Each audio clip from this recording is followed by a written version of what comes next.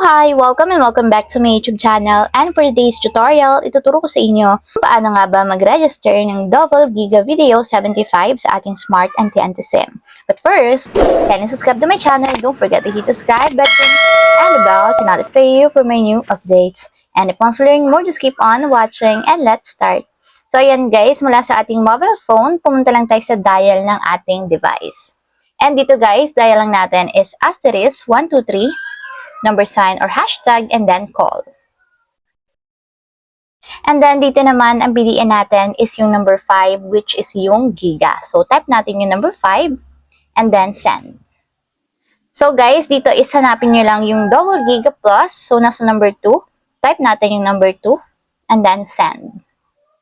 So ayan guys, piliin naman natin dito is yung video, which is yung double giga video. So type natin yung number 1 and then send.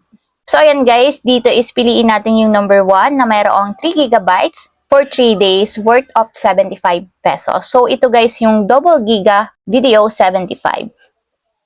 So, type lang natin yung number 1 and then send. So, nakalagay dito guys is kapag daw nag-register tayo ng double giga video 75, makakakuha tayo ng total of 9 gigabytes. So, meron itong 2 gigabytes na video araw-araw. So, total of 6 gigabytes na siya guys. Plus, meron pa siyang 3 gigabytes. Plus, only calls and text for 3 days worth of 75 pesos. So, para ma-subscribe guys, type lang natin yung number 1 and then send.